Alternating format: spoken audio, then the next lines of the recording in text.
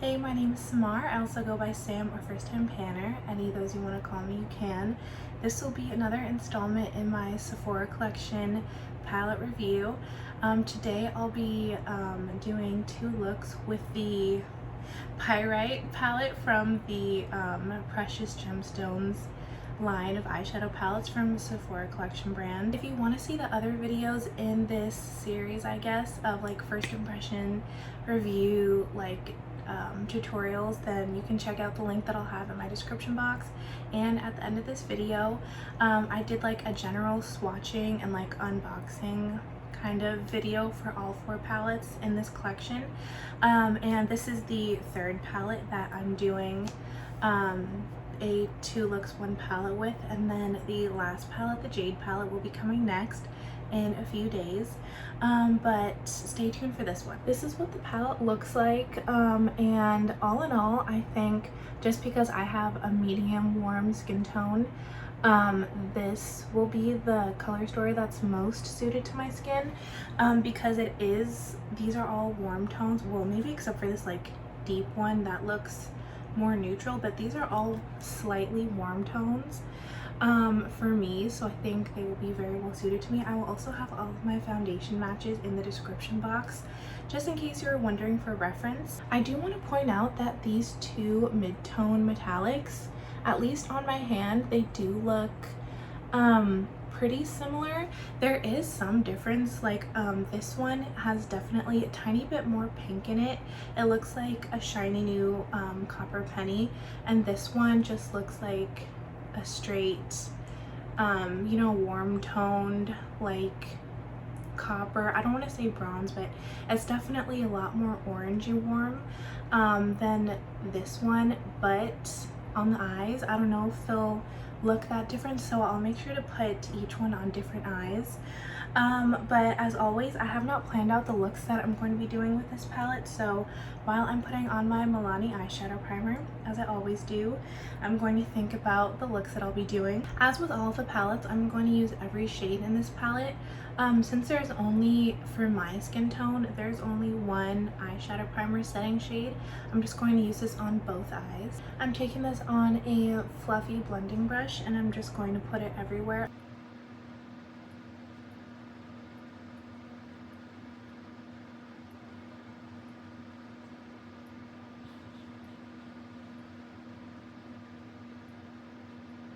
For the last two palettes, which were the Titanium Quartz and Pearl palettes, I tried doing fairly different, or as different looks as I could get for each eye.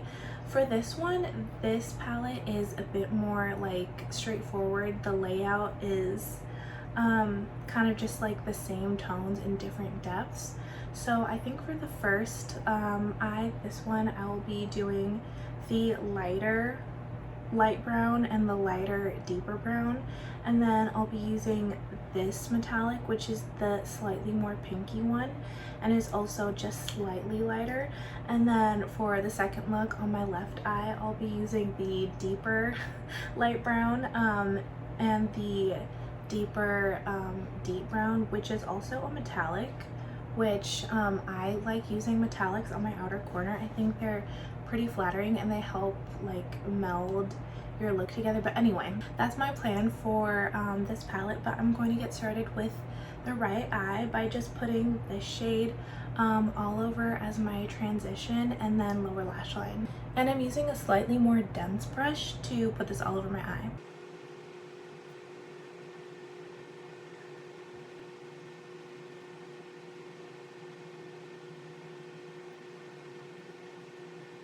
That blended out pretty nicely. I don't think I need to use that cream shade to do any diffusing. I usually like to put the deepest shades first on my eyes and then blend those out with the transition shades. But I did want to see how pigmented and buildable this shade right here is, which by the way is a matte with glitter, which is not my favorite formula. It's actually gold glitter in there. I thought it was silver, but it's gold glitter, in case you're wondering. I'm going to go into my outer corner and my crease, and also the outer part of my lower lash line. Sorry if my voice sounds scratchy. That is very pigmented. Okay. Yeah, the exact color in the pan is what you get on your eyes.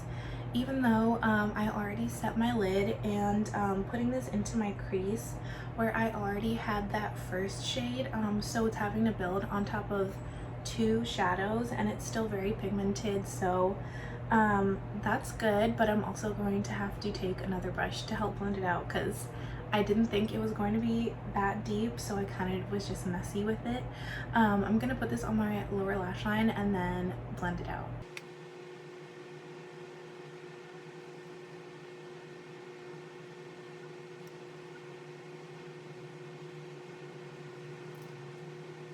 I just realized I again forgot to turn my fan off, so sorry if you've been hearing that background noise. But now I'm going to go into this metallic. I'm just going to put it all over my lid, and then that will be the finished look, since for my skin tone there is no inner corner highlight in this palette and I'm not going to add anything. And I'm using my NYX glitter primer underneath the metallic, which I like to use anyway no matter what shimmer or metallic I'm using. So for me this would just be like a standard practice, but I'm sorry if you feel like that kind of skews the review. This is what it looks like on my finger, and I'm just gonna put this all over.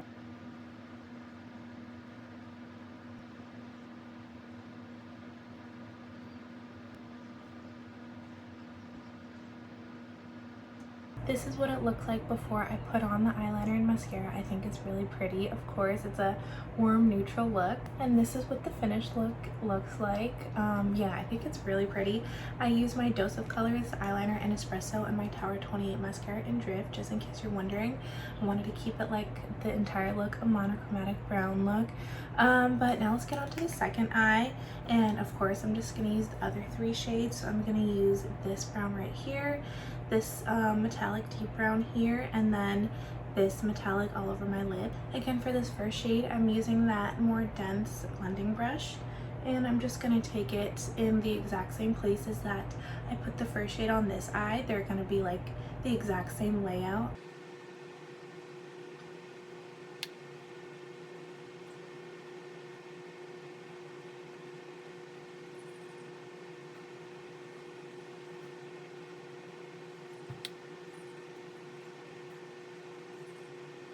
Because this deep brown is a metallic, I'm actually going to start with my eyeshadow primer and put this one first, and then I'm going to add this metallic just because I think it's easier to gauge where to place this and like how to blend it out once you already have your lid shade on. So I'm gonna put this primer on and then go in with this lid shade. I also just realized when I was putting the glitter primer on this eye, I also put it on this eye, which is why like I noticed my lid was kind of sparkly, and that first shade still blended out perfectly. It didn't skip, it wasn't patchy or anything. So that's a pro for this palette. It blends out really nicely. I didn't have to use that like cream shade to diffuse either eye. They just blended out and diffuse perfectly on my eyes, so that's really nice. As always, these palettes are like such great quality. But anyway, going into the shade, which looks like this, and just putting it on like the first 2/3 of my eye where I always place this type of shade. And now on my pinky, I'm gonna take this deep shade and just put it, of course, in the outer corner.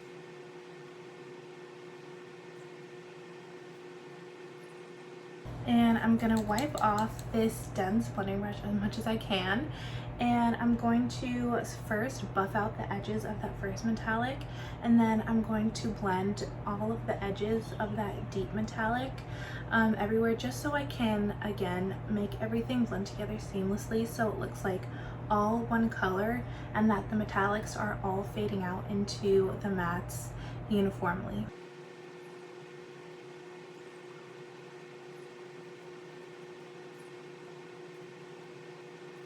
Then I'm going to mirror the exact same placement on my top lid onto my bottom lid with both of those metallics with this kind of like hinged smudging brush.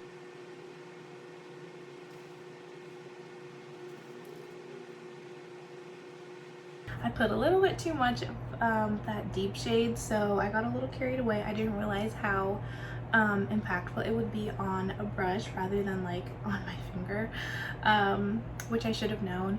But I'm just going to blend this out a tiny bit more and then I'll come back. This is the final look with this eye, those 3 slightly deeper shades, and again, I really like it. As far as a difference in the 2 metallics, to be honest, I can see it on my eyes, but I wouldn't notice it if I wasn't looking for the difference. As far as the difference in the mattes, I would say literally the only difference is this eye overall is slightly lighter than this eye. The tones, at least from my perspective, look the same. I'm not sure how you're picking them up on camera. But yeah, I would say the, oh, and then one more thing I want to note is I do see a tiny bit of fallout on this eye. This is the first time I've seen any fallout in any of the palettes so far. And I see both brown matte and gold glitter flecks, so I'm assuming that is the matte with glitter shade, because matte with glitters tend to be powdery and like they kind of flake away very easily anyway. So I'm assuming that's what that is. So that is another con to this palette. I'm going to put on my eyeliner and mascara and then come back to you with my final thoughts. Here is that final look on my left eye. And in the camera, I can see that this eye is definitely deeper, even though not by much. I definitely can see that contrast. So my final thoughts on this palette are, for my personal use, I love this palette. Just like with every 7-pan palette that Sephora collection has ever put out that I've ever tried, which is most of them, this palette has amazing quality. The shades blend out so beautifully. The metallics are incredibly, like, perfectly impactful, even though you don't have any special shades in this palette like you do with the pearl and the titanium quartz. I still think the shades are beautiful. The downsides though to this palette are that as you can see the shades are pretty repetitive, even though you don't have any dupes in this palette, and that was for me very evident on the hand swatches that I did as well. On the eyes and just for everyday use, I would say those differences in the shade, at least in my opinion, are not significant enough to be in the same palette.